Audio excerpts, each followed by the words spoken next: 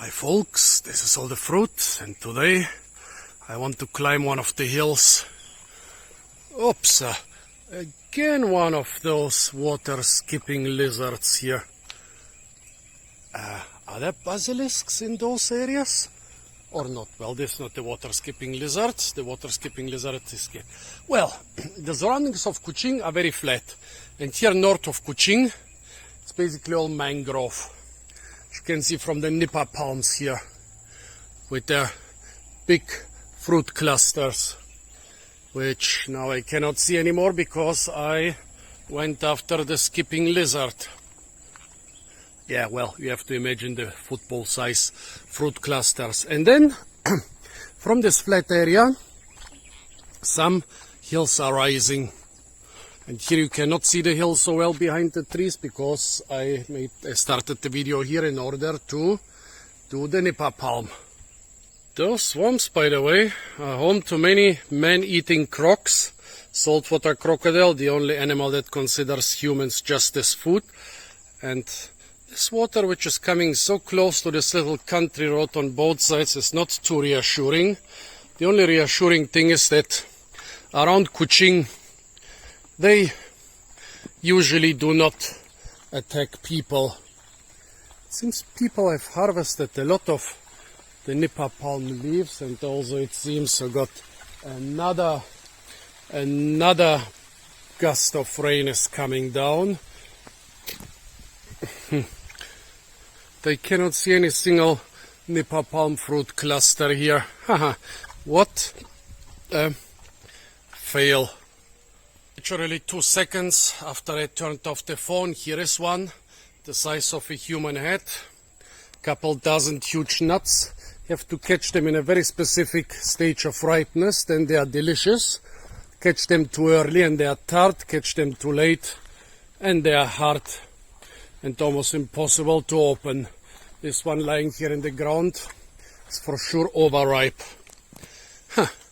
You know, when I came here I was so afraid of the saltwater crocodiles. I'm used to the alligators in the Florida Everglades. There are like sometimes hundreds of them in one single area. But the crocodiles, they don't seem to be that common and that,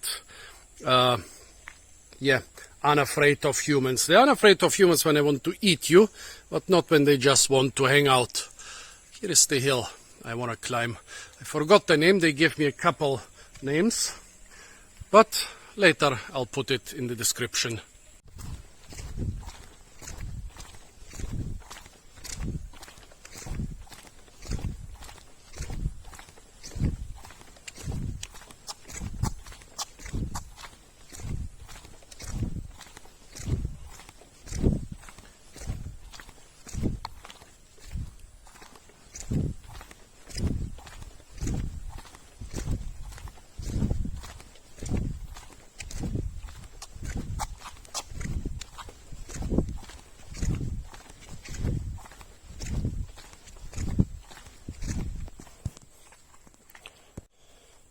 Here, when they bulldoze this area, they basically spread a bunch of nipa palm seeds or fruits on the ground, like a couple dozen of those make up one of those giant clusters, folks.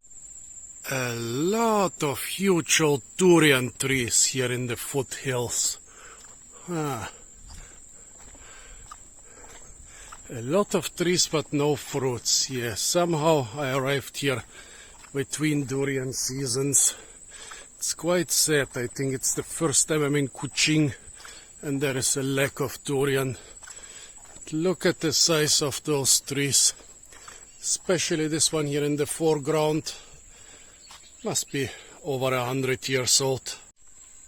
The road enters a gate. I will just pretend I don't see it. I think right now there will not be too much on edge because there is no durian I can steal.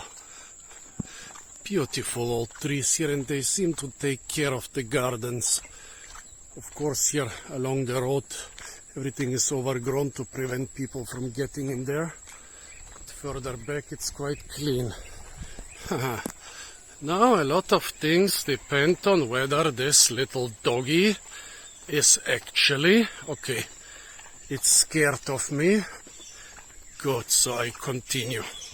Majestic old durian trees everywhere. Haven't seen many such places, even in Borneo. Really glad I came here.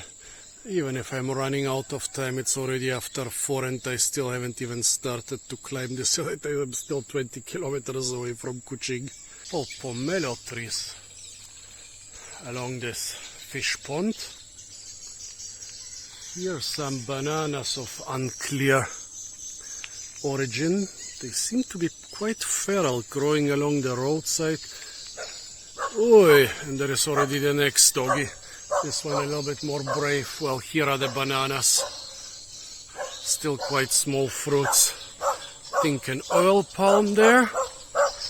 Okay, this dog is also a bit scared of me. Not that scared. I don't even have a stick or a parang with me, so basically if it wants to bite me, I am in trouble. A breadfruit tree among the ancient durian trees. I've seen bigger and older durian groves in central Kalimantan, but nowhere else. Maybe in Penang. It's such a pity I did not make videos in central Kalimantan. This is really impressive, folks. A lot of those trees, hundreds of those trees here in the foothills. I wonder how far up the hills this continues. Let's see what they have here. I think this vine has some sort of wild berries, but I don't see them right now. Couple coconuts, couple mangoes, probably local sting mangoes, but everything to the left, every access to the left is closed with gates. Well, yeah, durian is serious business, folks. A lot of fish ponds around here. Well, some sort of aquafarming. I don't know if it's fish or shrimps or whatever. But there seems to be a lot one. This seems to be a big commercial operation.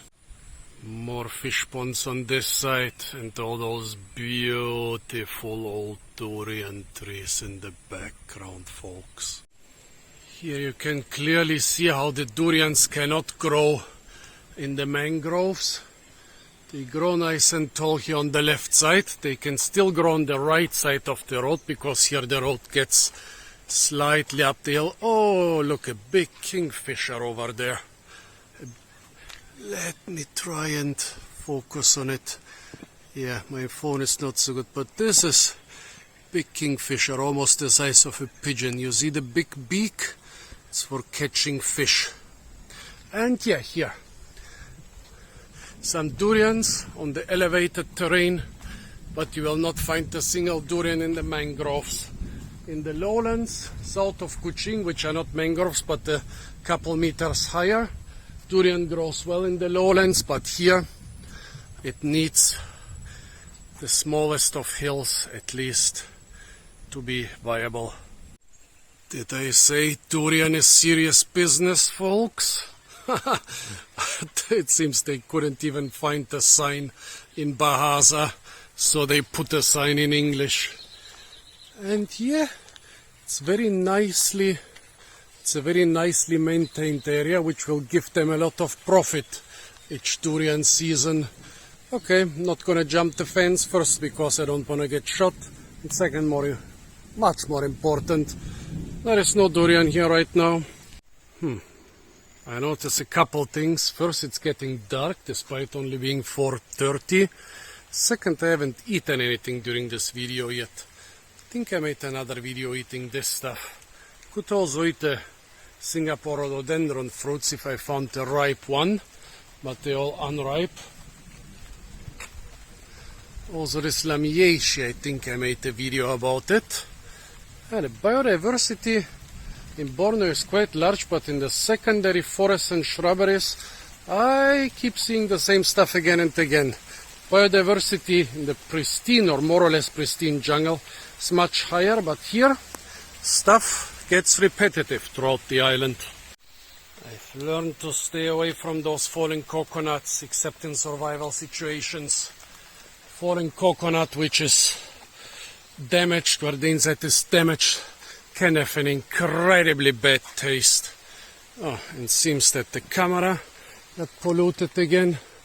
Also seems that those durians must have been in season recently, or why did they cut the grass? Usually you only cut the grass underneath durians when they are in season.